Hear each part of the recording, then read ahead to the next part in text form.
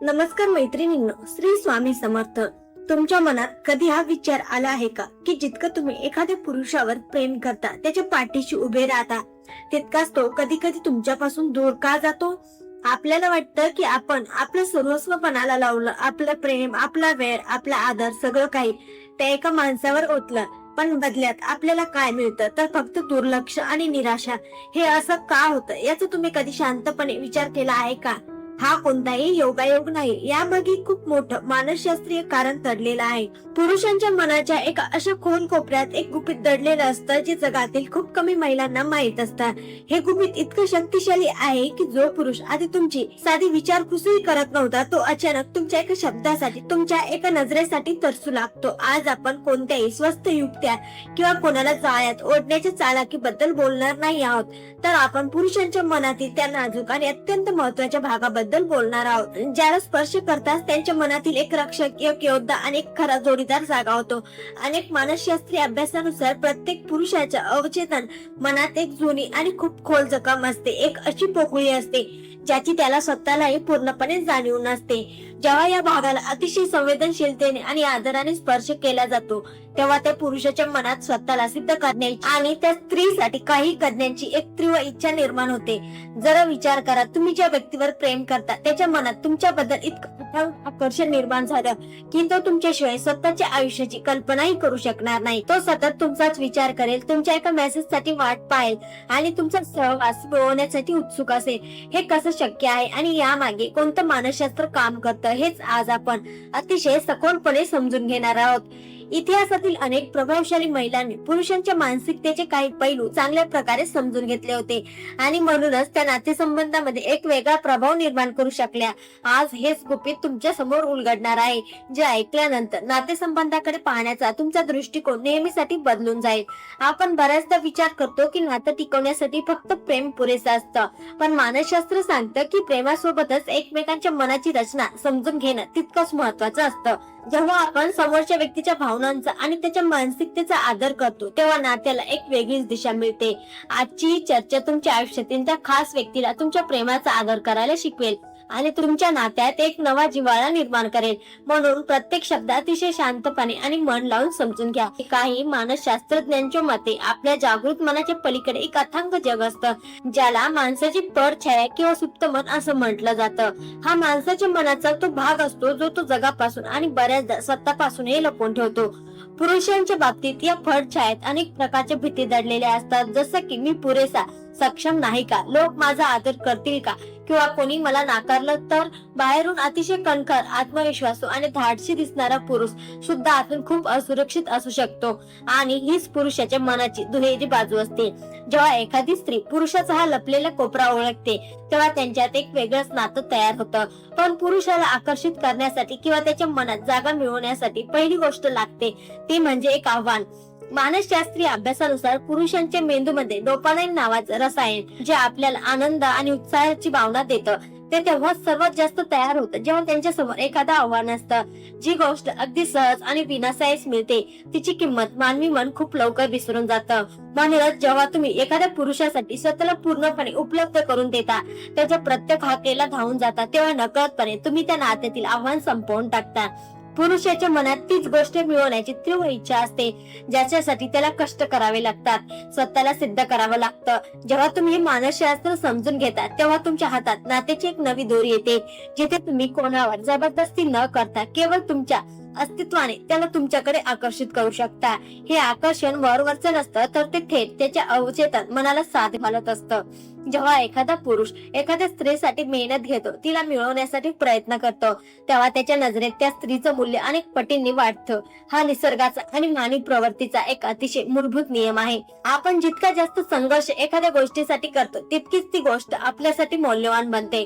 पुरुषांच्या बाबतीत हे तंतोतंत खरं ठरतं, कारण त्यांच्यातील नैसर्गिक पुरुष तत्व त्यांना नेहमीच जिंकण्यासाठी आणि कठीण गोष्टीवर मात करण्यासाठी प्रवृत्त करत असतं. आता या प्रवासात पुढे जाताना आपल्याला मानसशास्त्राच्या एका एका महत्वाच्या सिद्धांताकडे वळावं लागेल, ज्याला अतिसंवेदनशील अंतर्गत प्रतिमा किंवा पुरुषांच्या आतील स्त्रीत्वाचा अंश असं म्हणतात. अनेक तज्ञांचे निरीक्षण असे सांगते की प्रत्येक पुरुषाच्या आत एक मऊ आणि स्त्रीत्वाचा अंश दडलेला असतो. हा अंश तो पुरुष आयुष्यात येणाऱ्या महिलांची कसा वागतो हे ठरवत असतो. जेव्हा एखादा पुरुष त्याच्या आतील या प्रतिमेची झलक तुमच्यामध्ये पाहतो, तेव्हा तो तुम्हाला मनातल्या मनात एक आदराच्या स्थानावर बसवतो. हे तेव्हाच घडतं जेव्हा तुम्ही त्याला अतिशय प्रेमाने आणि आदराने आव्हान देता. आव्हान देणं म्हणजे त्याचा अपमान करणं किंवा त्याला कमी लेखणं नव्हे, तर त्याच्यातील सुप्त गुणांना जागे करणं होय. जेव्हा तुम्ही त्याच्या क्षमतांवर या प्रकारे विश्वासाने पण नाजूकपणे प्रश्न उपस्थित करता, तेव्हा त्याच्या मनात स्वतःला अधिक चांगलं बनवण्याची इच्छा निर्माण होते. मानसशास्त्रात याला एक प्रकारचं मनाचं संमोहन मानलं गेलं आहे, जिथे त्या पुरुषाला तुमच्या नजरेत स्वतःला सिद्ध करणं हे जगातील सर्वात महत्वाचं काम वाटू लागतं. हे करण्यासाठी पहिली पायरी म्हणजे ज्याला मी आत्म्याचा आरसा म्हणते. पुरुषाला नेहमी अशा स्त्रीची ओढ असते जिच्या डोळ्यात त्याला स्वतःचे एक उत्तम रूप दिसते.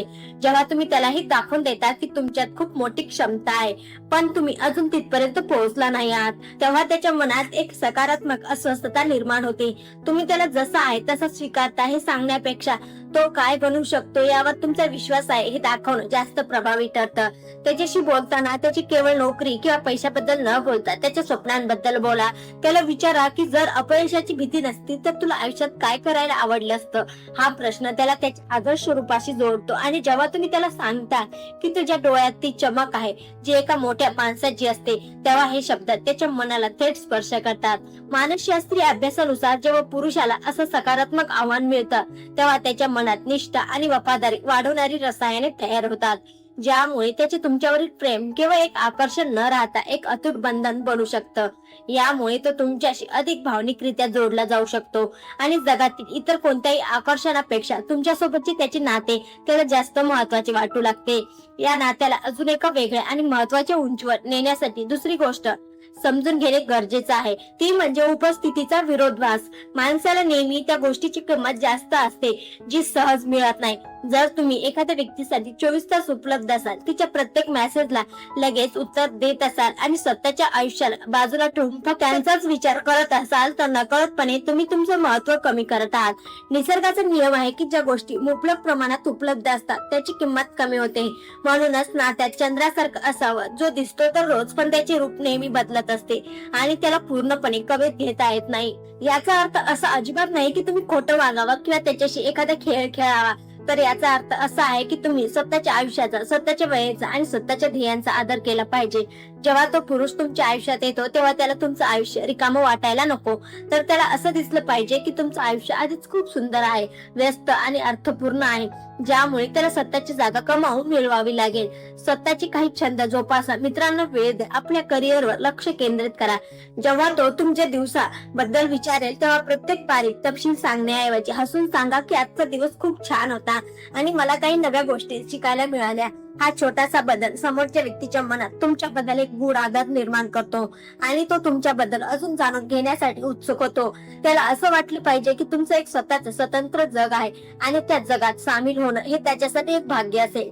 जेव्हा तुम्ही स्वतःला एक मौल्यवान व्यक्ती म्हणून सादर करता, तेव्हा समोरचा माणूस सुद्धा तुमच्याशी त्याच आदराने वागतो.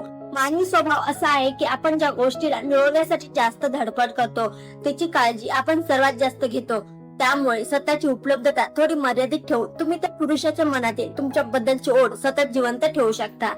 या प्रवासाचा तिसरा आणि सर्वात शक्तिशाली टप्पा म्हणजे पडछायेचा स्वीकार करणे. हा पुरुषाच्या अहंकाराला आणि मनाला स्पर्श करण्यात सर्वात खोल स्तर आहे.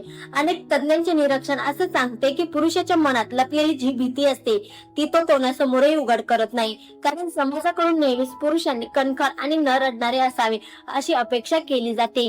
पण जेव्हा तुम्ही त्याच्यासमोर स्वतःच्या काही लहान सहान भीती किंवा कमकुवतपणा अगदी प्रामाणिकपणे मांडता, तेव्हा तुम्ही त्याच्यासाठी एक सुरक्षित जागा तयार करत असता. तुम्ही त्याला नकळतपणे हा संदेश देता की माझ्या समोर तुला नेहमीच खूप मजबूत किंवा परिपूर्ण दिसण्याची गरज नाही. माझ्या समोर तू एक सामान्य माणूस बनून राहू शकतोस. जेव्हा कधी तो त्याच्या कामातील अपयश किंवा मनातील एखादी भीती तुमच्याजवळ बोलून दाखवेल, तेव्हा त्याला लगेच सगळं ठीक होईल असा पोकळ सल्ला देऊ नका किंवा त्याच्या समस्येवर उपाय शोधायला जाऊ नका. त्याऐवजी त्याचा हात हातात घ्या आणि त्याच्या डोळ्यात पाहून सांगा की तुझ्या मनातील ही गोष्ट माझ्यासोबत शेअर केल्याबद्दल धन्यवाद. मला तुझा संघर्ष दिसतो आहे आणि या परिस्थितीचा सामना करण्याची तुझी हिंमतही दिसते आहे. मी तुझ्या या हिमतीचा आदर करते. हे शब्द ऐकल्यानंतर त्या पुरुषाला जे समाधान मिळतं ते शब्दातील असतं. काही मानसशास्त्रज्ञांच्या मते जेव्हा आपल्याला असं वाटतं की कोणीतरी आपल्या कमकुवतपणासह आपल्याला स्वीकारत आहे, तेव्हा मेंदूमध्ये एक अतिशय मजबूत भावनिक बंध तयार होतो. पुरुषाला केवळ त्याच्या ताकदीचे कौतुक करणारी स्त्री नको असते, तर त्याच्या पडछायेला, त्याच्या कमकुवतपणाला समजून घेणारी आणि तरीही त्याला मोलाचे मानणारी जोडीदार हवी असते. जेव्हा तुम्ही त्याच्या या सर्वात नाजूक भागाला समजून घेता, तेव्हा तुम्ही त्याच्या आयुष्यातील एकमेव अशी व्यक्ती बनता जिच्या समोर तो आपला मुखवटा उतरून पूर्णपणे मोकळा होऊ शकतो आणि असं नातं अधिक मजबूत आणि टिकाऊ बनू शकतं. बऱ्याचदा महिलांना असं वाटतं की जर त्या खूप यशस्वी, हुशार किंवा स्वतंत्र झाल्या तर पुरुष त्यांच्यापासून दूर जातील किंवा त्यांचा अहंकार दुखावला जाईल. म्हणून अनेक स्त्रिया पुरुषांसमोर स्वतःची चमक कमी करतात, स्वतःच्या यशाबद्दल कमी बोलतात किंवा स्वतःला कमकुवत दाखवण्याचा प्रयत्न करतात. पण मानसशास्त्रीय अभ्यासानुसार एक अतिशय वेगळी आणि सुंदर गोष्ट समोर आली आहे.